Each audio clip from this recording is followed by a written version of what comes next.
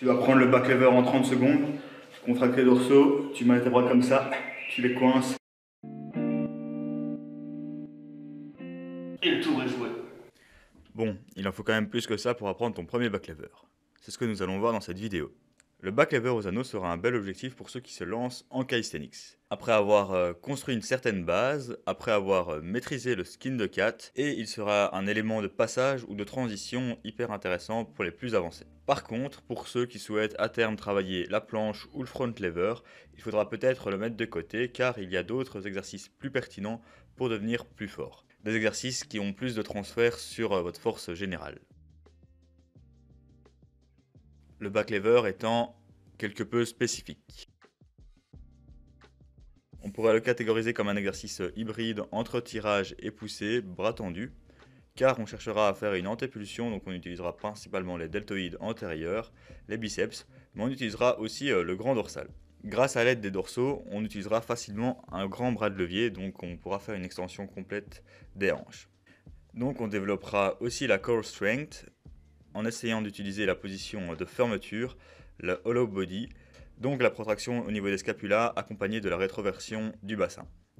En plus de ça, il conditionnera pas mal vos coudes pour vous préparer à d'autres mouvements. On utilisera principalement les anneaux car l'entrée et les transitions sont plus faciles. La prise de main vous laissera le choix entre deux positions.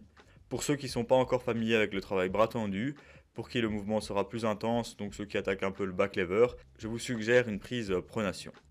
Ceux qui sont plus à l'aise, qui souhaitent plus de transfert vers d'autres figures ou ceux qui veulent se perfectionner, je vous suggère la prise en supination.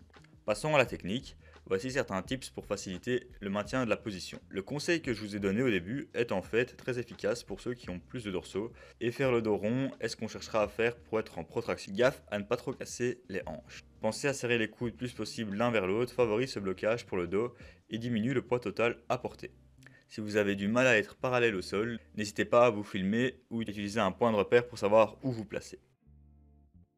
Passons aux progressions pour le back lever.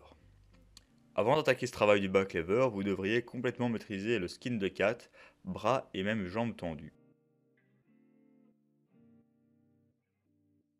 Les progressions isométriques seront les classiques, tuck, advanced tuck, straddle, full.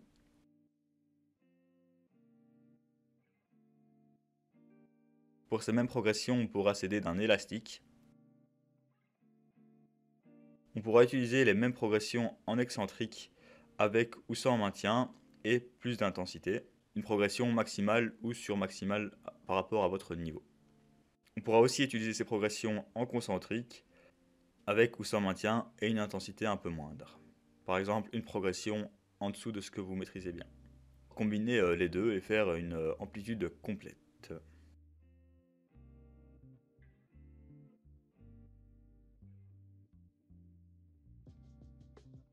Devenir plus fort sur d'autres mouvements, les bases, ou même des mouvements comme la tuck planche, permettraient d'éviter tout ce travail et de devenir plus fort aussi sur le back lever.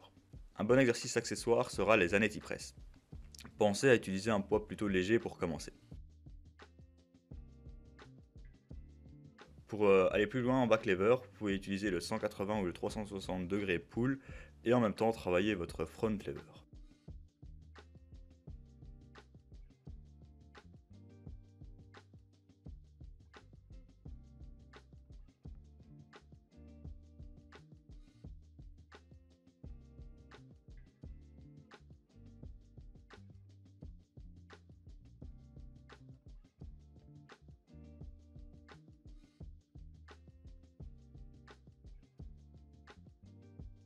J'espère que vous avez aimé cette vidéo, n'oubliez pas de vous abonner.